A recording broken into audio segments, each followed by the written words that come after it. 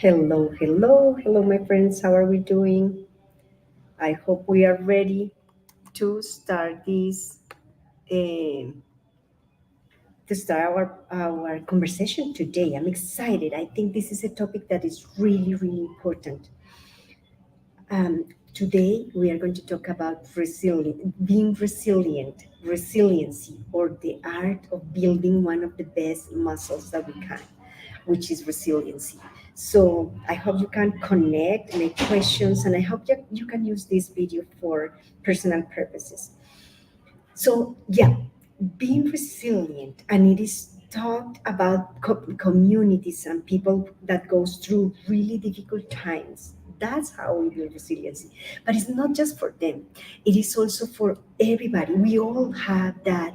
That is a survival skill that we all have. It is the muscle that we build because we go through situations that are really hard, and there is a point of pain where we feel like I can't endure this anymore, and then we realize, wow, this is hard and I can go through and I have more than I thought.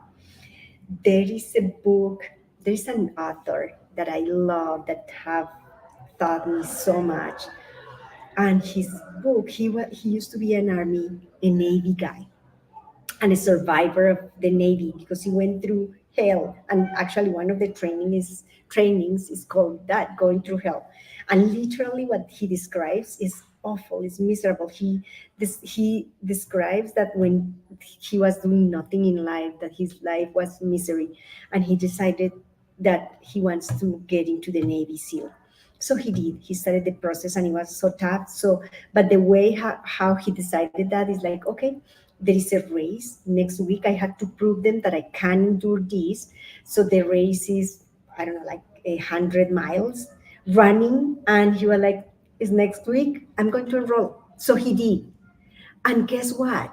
He was in pain, he was peeing blood, and he finished the race. And that was incredible. And he described the whole process. And that was nothing. That was just the beginning of the process of him. He was fat, he was overweight, he was having problems, personal and emotional problems as well.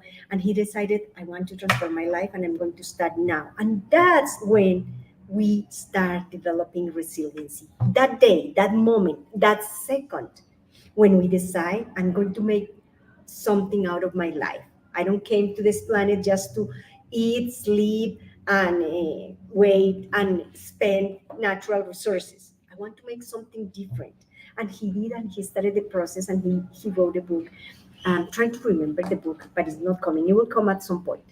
So the point is, every second when we decide to get out of our comfort zone, that's when we start building resiliency. Because the big killer of resiliency, the big killer of that possibility is our comfort zone.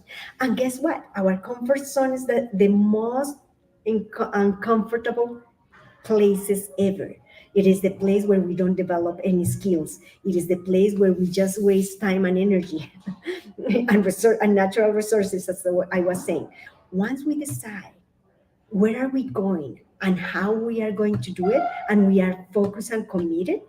And remember, this is not about, remember, one of the things that I teach in all my classes and with all the teams that I work with, this is not about motivation. Motivation is crap. Motivation is not useful. Motivation is just an explosion of emotion.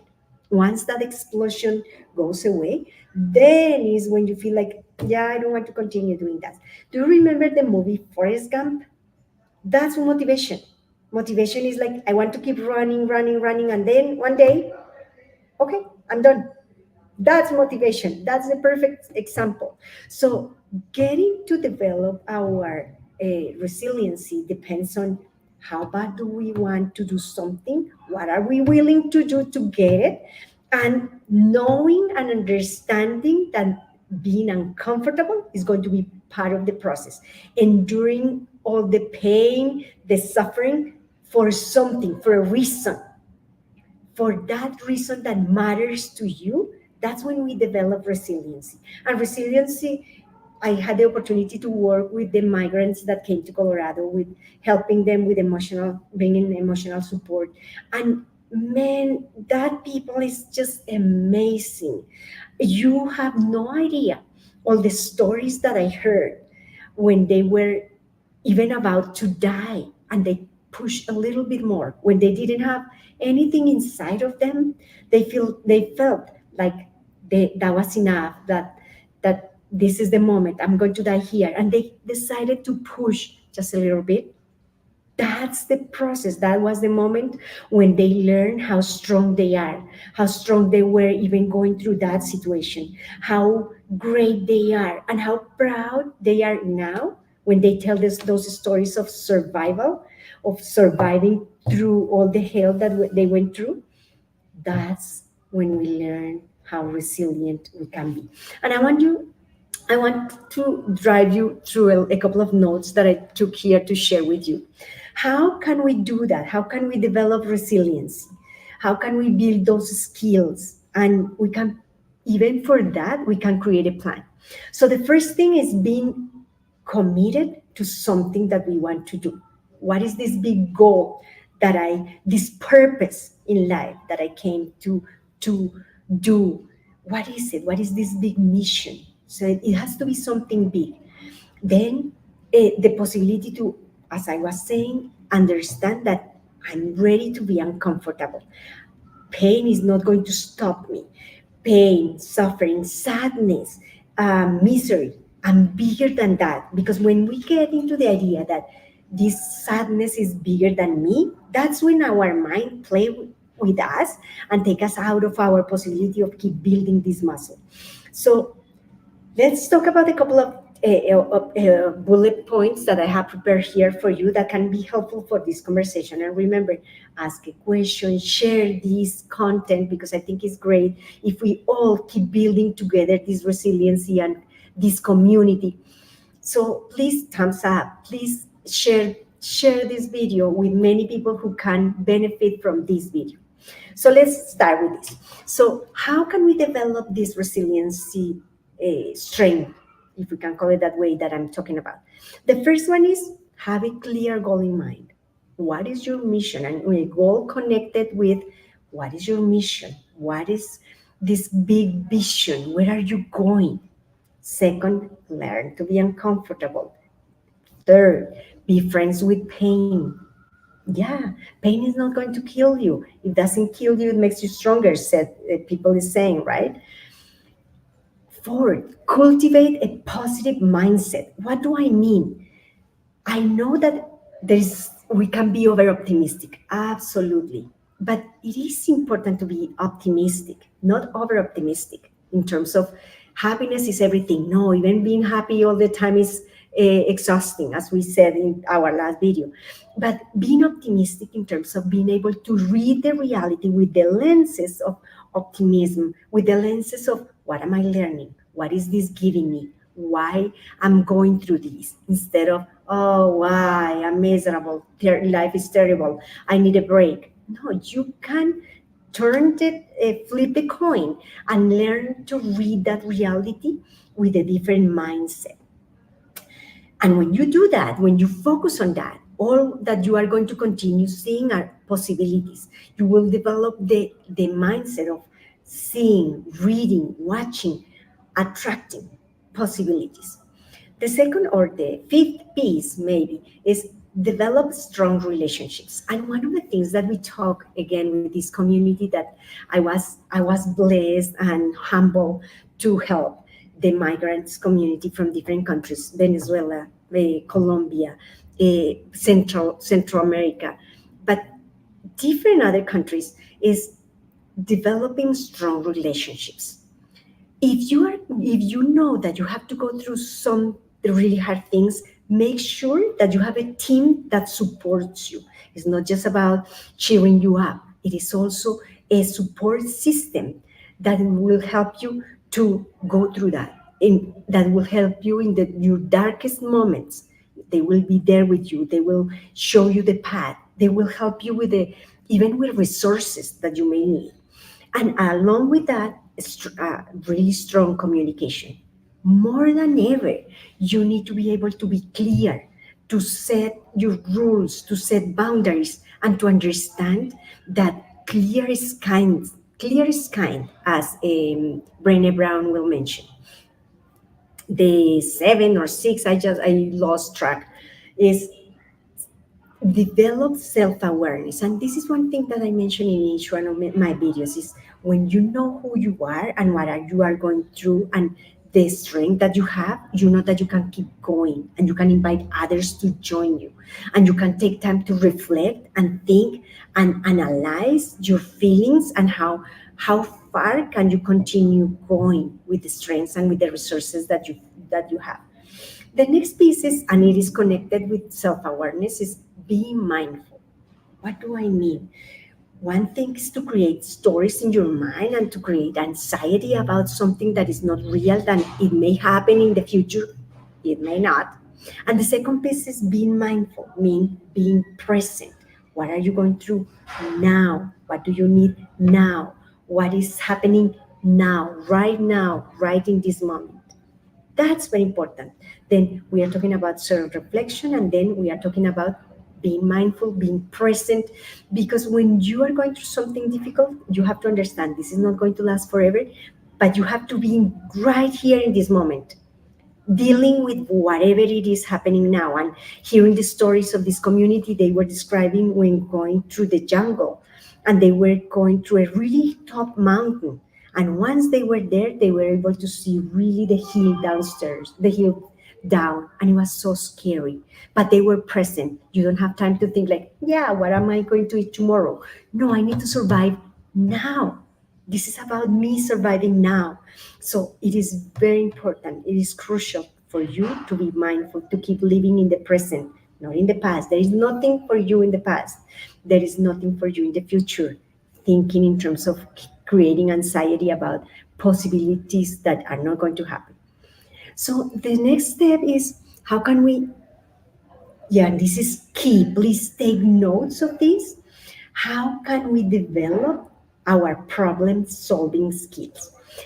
This is crucial, because we are going to be, when we are going through hell, we are going to be solving many problems. And this is one of the things that I talk to my husband when we are developing a project. He gets really stressed. And when he gets stressed out, he changes, he gets aggressive. I'm like, okay, chill, because what we need now is to solve problems. We need to be really flexible, and solving problems implies to be flexible, to be able to see the reality from the outside. Nothing is personal, and I want you to really take notes of this. Nothing is personal. We will have fight over and over if I pay attention to what he's saying, or the way he deals with stress. We have really different mechanisms to solve stress. And so I'm like, okay, chill. You need to chill. We need to think, zoom out, and think about how can we solve this. This is not about blaming, and that's another really important thing. This is not about blaming. Whose fault is this? This is about solving, and that will help you to develop all your solving skills and problem solving skills. And it's, how can we solve this? What is next? What is our next step? One step at a time. So that implies critical thinking, that I am available, willing, capable of thinking from the outside, not personal, about the whole situation, not just seeing the tree, but seeing the forest and making decisions, which is the next one, decision making. And it is, I am informed, I have all the pieces of knowledge that I need here to solve this situation. So critical thinking and decision making are two together, because it doesn't make sense that I'm just really critical. I know I can see everything, but I don't make decisions. What for? Okay. How can I'm solving a problem? So it is about connecting these two skills. And the next one is the best way for us to develop the muscle of really being persistent, of really going through hell and surviving, is being able to jump into big goals, goals that scare you, going back to the same point, and I'm going back over and over because the stories that I heard were crazy stories, and they were told by people, real people in front of me, crying, but also saying, and I'm here. I was able to proud, really proud of, I am here. I'm here with my family. I am here with my sister. Many times, many of them said, I was so exhausted that I just sat and cried my eyes out, and I told my family, leave me here. I just can't go one step more. And guess what? Going back to building strong relationships, their family, their friends were like, no, you can't stay here. Stand up. We are taking you. We are moving with you. We are not going with you. That's why a really good team is important. But why was their goal? Going back to setting a purposeful goal. I want a better life.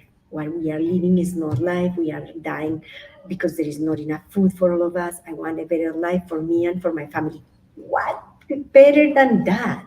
Than wanting a better life for you and your family. So when you have a big goal, nothing is going to stand between you and your goal. And of course, learn from many people. You don't have to go through this by yourself. You can learn from many people.